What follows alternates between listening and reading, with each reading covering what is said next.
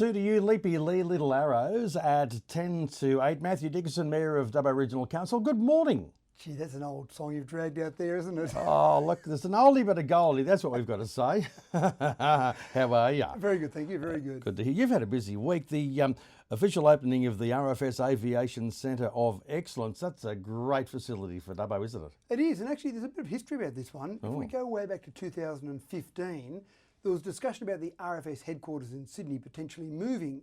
And so we, as Dubbo City Council at the time, said, well, RFS, Rural Fire Service, that should be in a rural area. So we approached the state government. Troy Grant was the Deputy Premier at the time, so we hassled him, sent some letters off, all the rest of it. And in the end, they came back and said there are good logical reasons we need to have the RFS headquarters in Sydney. But there's some other facilities maybe you could have in regional areas. So they brought out some different parts of RFS. So we've got a training facility that's been there for a few years now. And this is the latest thing that they've opened now, the Aviation Centre of Excellence. And Minister Dibb was there opening it. And one of the things that he said, which I thought resonated well with me, he said, this is done or being done nowhere else in this nation. This is the first for this nation.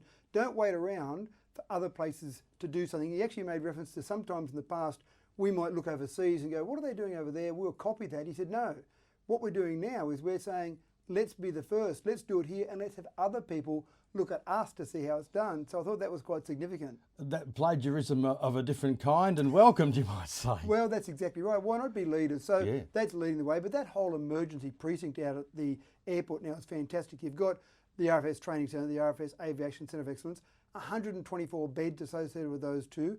They tell me that it's very difficult to get accommodation there because there's so much training that's going through there. You've got the RFS Dubbo headquarters there, you've got SES out there, you've got VRA out there, you've got the Police Training Centre, which is not going to replace Goulburn, but be used for various updates. That's well underway, or the construction of that is getting near to the end of that. We've had approaches from other emergency services out there. So that whole precinct is really good for Dubbo's economy now. Also, too, a new exhibition digital upgrade for Old Dubbo Jail. You were there at the launch. Absolutely right. Now, this is something that I would encourage people to go along and have a look at and remind people that we've got the inmates program. Anyone that lives in the Dubbo Regional Council LGA can go into our jail for free, or even let them out for free. So the idea here is that you have visitors come and visit. The VFR market, the visiting friends and relatives market in our tourism economy, is over 30% of our market. So when friends come to visit, then take them along to the jail. You don't have to pay to get in, they'll have to pay to go in, but you can take multiple people, you can go and visit multiple times. So take people along, and then in this particular case, there's new things to look at. So you've got this Life of Crimes exhibit. There's a book and an exhibit that go with this. You can buy the book, the exhibit is there as part of the Old Dubbo Jail. And what they've done, this is one of our staff, Chris Animat, that's done this, has looked at various photographs when these people have gone into jail. Not a lot of photographs you can imagine from back in the 1800s and 1900s, but these people, each time they went to jail, there was a photo taken, and it shows how much they've aged in a fairly short period of time. So we're talking about recidivism here, we're talking about people that have gone in multiple times to jail, not always to Dubbo Jail, but at some stage they've been in the Old Dubbo Jail in Dubbo. Now keep in mind, many people don't realise this, but that Old Dubbo Jail was still a working operational jail until 1966. That's right. It got turned into a tourism attraction in 1974, so 50-year anniversary next year, but it was still there in 1966. Now it started in 1847. Dubbo was only declared a village in 1849, so it actually existed 2 years before Dubbo was even a village. Of course, people were hung there, 8 people hung there. 1877, the first person was hung, through to 1905, the last person.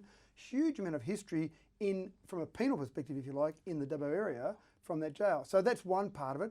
You look at these photos of these people as they went through the criminal justice system. The other one is we've got our gallows gallery. Be careful how quickly you say that, it can get twisted up quite easily.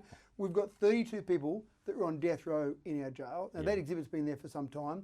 We've added now a touchscreen where you can drill into more information about each of those people. And I find it interesting when you look at some of these people that were on death row. One of them was on death row for bestiality. Now, I'm not going to go into detail about bestiality, but it's not a pleasant thing. But can you imagine now, if someone was caught with bestiality, then that would be embarrassing for them for a start, but they wouldn't be on death row. And this is one of the things that you look at the different attitudes towards crime. There's another couple there, and I'm only assuming there are a couple. There were 2 men arrested and went to court on the same day for sodomy. Now you look at that now, they were probably boyfriends, no big deal. But back then that was on death row. So this is the thing that I know I've taken friends and family through that and shown some of these things. And I know my son was there one day with his girlfriend. They couldn't understand why people would be on death row for sodomy. It was just like, what? But again, we're going back to 1875. That's right. That particular incident. Attitudes have changed somewhat in those time between 1875 and today. There actually was a great exhibition a few years ago and a talk on those very topics in Dubbo, in Old Dubbo Jail. It was absolutely fascinating, but as you say, it's great to be able to compare the attitudes of today with yesteryear. Another thing too, Matthew, would you like the Wellington Rhino to be replaced? That's what Council wants to know. That's what Council wants to know. We are doing something. So we've taken the Wellington Rhino, it had been damaged, so we've taken it away to do some repair work on that. We'll use it somewhere. Do we want to use it back in Wellington, or do the Wellington people want to have something different there? And so that's what we're asking at the moment. There's a survey out there encouraging Wellington residents to fill that in. We might put a Rhino back there. What design we'll have on it? Well, maybe we have some different designs in there, maybe something relevant to Wellington, maybe some sort of Wellington Caves design, or something completely different. Maybe you want a dry stone wall sculpture there. Maybe you want a completely different sculpture.